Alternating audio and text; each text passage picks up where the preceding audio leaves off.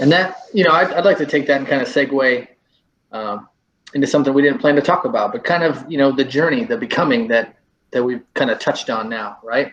So one of the points that I think is just important for people to hear, and probably mostly just myself, because I'm a pretty big culprit of it, right? So when we have this idea of what we want and how we want to be or who we want to become, usually it's more than one thing that we need to try to change, or one area we need to try and grow in, right? And so what I'm guilty of is trying to do it all at once, right?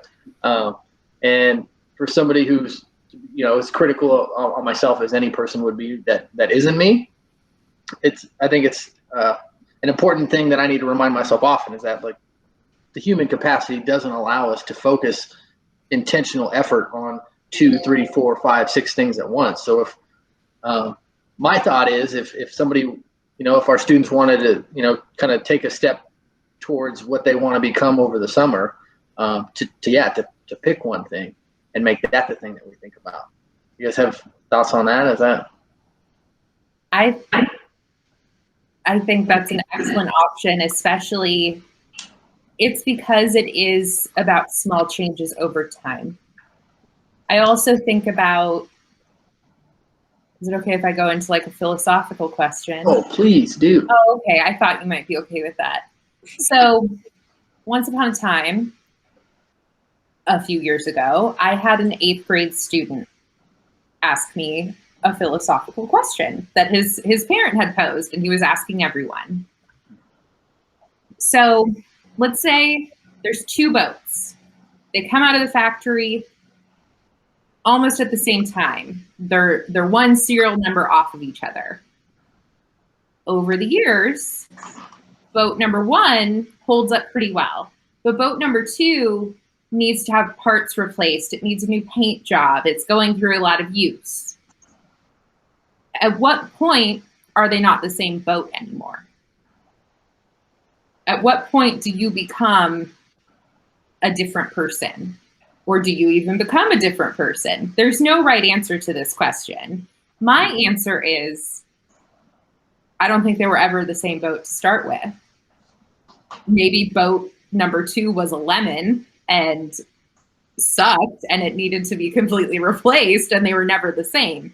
But I think it kind of can open your mind to the possibility of just how much small changes can make a change and cause a ripple effect and lead to further changes if it's something that sparks your exploration of yourself. I like that. Yeah, blew my mind.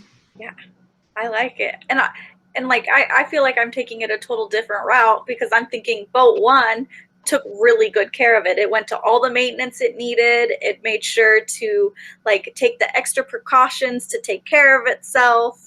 And like you're right, like it got waxed, it got cleaned, it went like through oil changes and all of those things. So I feel like it just lasted longer, and it didn't need to be replaced because it was doing all of the things that it needed to basically stay bright and shiny and new, which I feel like can really be applied to all the self-care that we also talk about, right? Like taking those steps to take care of yourself, because how can you be bright, shiny, and new if you're not, right, eating right, exercising lightly at least, or, just doing all those little things that make you happy and kind of help you feel refreshed and new during times of like when you have to make a 9-month journey on the ocean.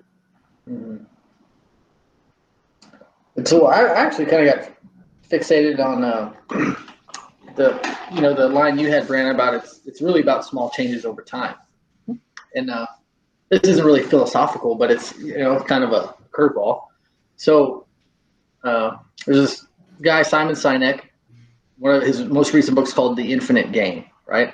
And so his whole thing in the book is about, in life there are infinite games and there are finite games, right? A finite game has score and a timer and a clear rules and an end. But things like school, your education, your self-awareness journey, life in general is an infinite game. There is no end. Not everybody's playing by the same rules. And it's not really about winning today.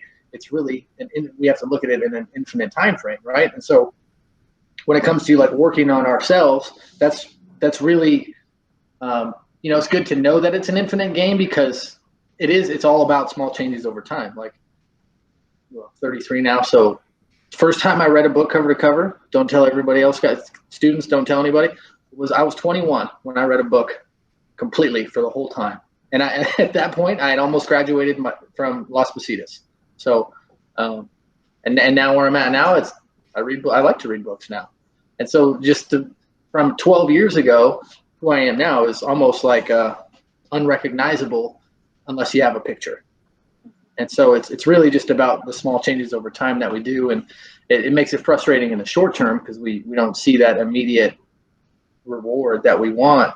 But, if we could pause and reflect and think about where was I at last year? Oh man, wow, that's a big difference. And if we just keep focused on those, the journey, the day-to-day small changes over time, that's where, in the end we get huge rewards. Mm-hmm. So.